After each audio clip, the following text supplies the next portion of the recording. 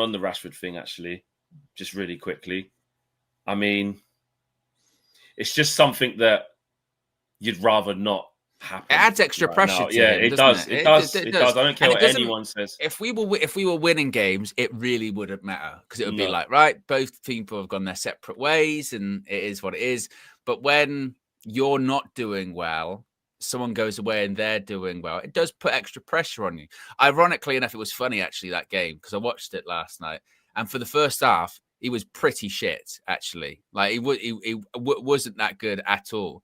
And then second half, he just came alive. The header was really good. Obviously, his second one's brilliant. And then after that, he was flying. I mean, my goodness me, he was flying. He was spraying passes. He looked confident. It's a funny one actually in that Barca team, because there are some real, like, technically top quality players in that team, and he doesn't really like fit in that. No. You know what I mean? Well, look at the grace of how Pedri plays.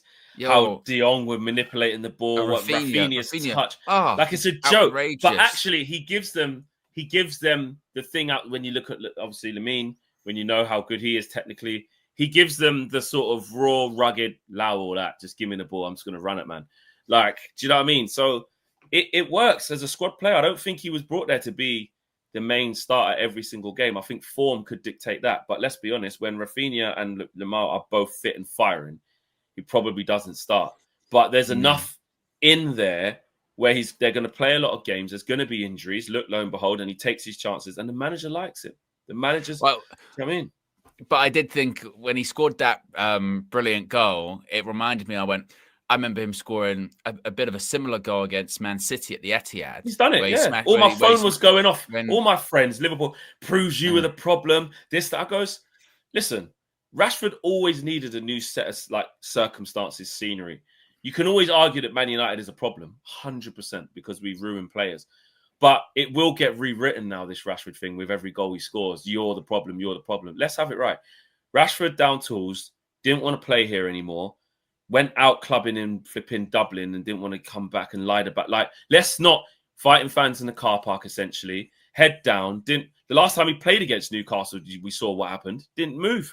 Like I said, I remember. I mean, it's a two-way thing here. It's a two-way thing. Like I said, I remember Rashford scoring a goal like that at the Etihad against City, and then sort of jogging around for the next 80 odd minutes. We've seen him score goals. I saw him score 30 in one season, mate. Yeah, it doesn't. But this is when it goes back to sometimes. I think sometimes for cope, we then, when players move, we try and convince ourselves they've got no quality. They won't do absolutely anything, which isn't true. Like, Rashford will do fine at Barca. Digital Asset saying he's a scrub. Like that, if he's a scrub, that means he won't go. He wouldn't have done what he done last night. That's not true. Or Garnacho won't do anything at Chelsea. Yeah, he will. You know what I mean? Because they're not bad players, but it wasn't working out for them at Manchester United. And again, I think that's like the next stage of. I think sometimes, like I said, as fans, we just like to just pretend that it's all they were never that good in the first place, that kind of thing, right? So he's always been rubbish. Which isn't true. The problem is, as well, is, like I said, if we were winning matches at the moment, it wouldn't matter as much. It wouldn't, because you would go, look, no one would care. Player's gone out there. It was the right decision to move him on. He's doing good. We're doing good. Good for both parties. The problem Look how good Cunha is. Look how good Mbeumo is. They've scored this much already. Yeah, exactly. The problem is that obviously we're not doing well, and it just, as much as it shouldn't, it does put extra pressure on, because naturally people are talking about it. Those decisions. The same if Garnacho does well tomorrow. Yeah, but the only other thing is, I did think, and we have noticed this the last couple of seasons, where, I tell you what, Flex, we're fucking massive, ain't we? Yeah, we haven't been in the Champions League for 2 seasons, and then Champions League football was getting played last night, and big teams are playing in it. And they're talking about Manchester United because it's Rashford, because there's Højlund. The story's there. They need to know how these guys feel. Because there's McTominay. And I'm like, we're not even in the competition. We haven't been in it for 2 years. We're not even in Europe at the moment. And people are still talking about us just because they used to play for Manchester United. And that goes to show, just again, how big we are. That we can dominate conversation of a competition we haven't been in for 2 years. Before, we used to use that as the arrogance of, like, we're just so big. Now it's like, I wish we wasn't. the topic of every talk, because now it's like the conversation's a fair game. We're shit.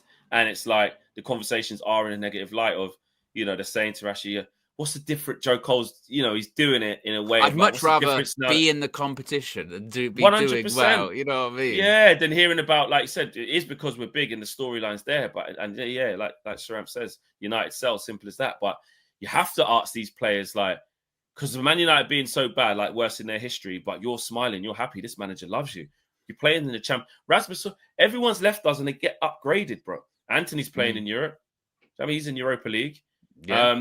Rashford's come back instantly just where the draw's gone. Big night. And this is exactly what I said when he went there. I said, them big nights in Champions League, Barcelona on the front foot, playing with them type of players.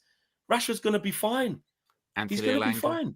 Alanga playing in Champions League. And he had some good crosses in the bottom. He's actually played well as well. He's been playing well. Rashford said it. He goes, I'm becoming a better player. He said it. He said, I'm becoming a better player. Manager's got a lot of confidence in me. I knew he was a great manager anyway, but working for him is an absolute pleasure. And, some of the players that they asked him, obviously, again, it's weird with Rashford being the secondary. It's like, Rashi, what's it like playing with these guys? What's it like playing with Lamine Yamal? He wasn't even there. Talk about how big he is. He's injured. They're going, mate, what's it like playing with him? And also, as well, this is where, it was good for him to leave United, because some of the stuff that he was doing at Man United off the pitch, he will not be able to pull that shit at Barcelona. No chance. You know what I mean? No if he did the whole, went out in Belfast, called in sick for training when everyone knew that he wasn't sick, he was out on the piss the night before, he'd be done. You know what I mean? Or just the way maybe he carried himself in and around the training ground. Can't do that. You're the new kid here. You're not the kid that came through the academy and knows everyone and knows everything inside out. You're a new player, which is maybe what's needed. It will humble him going there, though, because he's around top world-class guys and the levels are so high.